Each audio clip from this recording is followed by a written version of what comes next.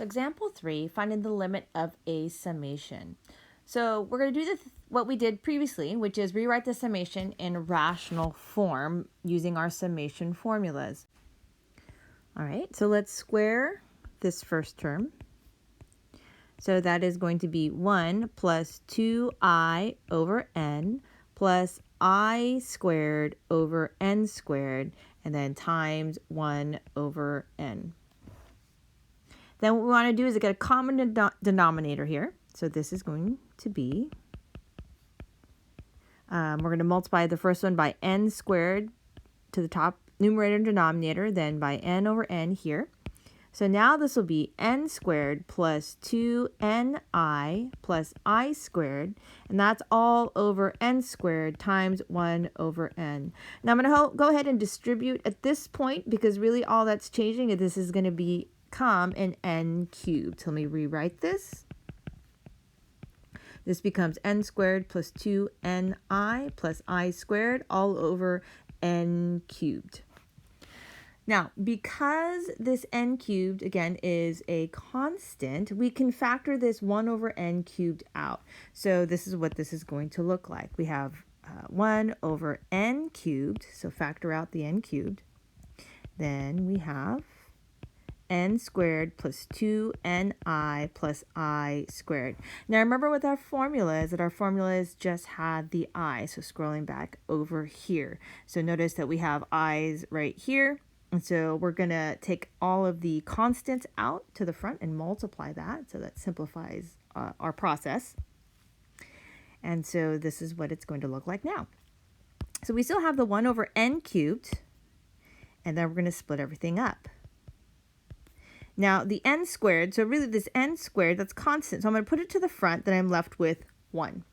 And then plus, this is a constant here, so I'm going to pull it out to the front. So 2n times the sum, 1 to n of I, and then this one just stays the same. So now we can use our summation formula. So we're going to substitute. So now this is going to be 1 over n cubed. And then here, because it's a constant, you're just multiplying by the n on top. So this becomes n squared times n. And then plus 2n times this formula, the summation formula with I, that's n times n plus 1 over 2.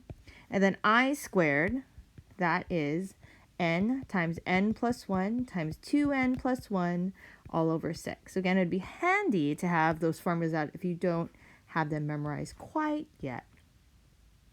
So then let's continue to simplify. So what I'm going to do at this point is I'm going to go ahead and cancel out this 2 here to make it a little nicer. So I have 1 over n cubed, and this becomes n cubed plus, I'm going to make this n squared, so n squared times n plus 1 plus, I'm going to make this n squared plus n, and then we're going to multiply these together. So this is going to be 2n cubed plus n squared plus 2n squared plus n. And then this is over 6. And now let's continue to simplify this. So 1 over n cubed times n cubed plus, this is n cubed plus n squared. And then plus, we can combine these, 2n cubed plus 3n squared plus n all over 6. And then we can combine these in here. So 1 over n cubed times 2n cubed plus n squared, and then plus 2n cubed plus 3n squared plus n over 6. And then we need to get a common denominator to simplify this more. So I'm going to multiply this by 6 over 6, and same thing here, 6 over 6. So now we're looking at 1 over n cubed times 12n cubed plus 6n squared plus 2n cubed plus 3n squared plus n all over 6. And then we're going to combine like terms. So cubes are here, and then squares are there. And I'm going to go ahead and multiply this, distribute the 1 over n cubed. So this will be 12 n, oh, not 12, it's 14n cubed, right? We're combining like terms.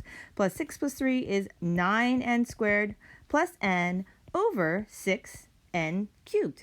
Now remember at the beginning, we're trying to find the limit. And so we're going to find the limit as n approaches infinity, which is what it asked us. Find the limit of s of n as n approaches infinity. So the limit of 14n cubed plus 9n squared plus n all over 6n cubed as n approaches infinity. So we're looking at the leading coefficients because the degrees are even. The degrees are the same in the numerator and denominator. So it's 14 over 6 or 7 over 3. So now I want you to try this on your own. Find the limit of s of n as n approaches infinity of this problem here.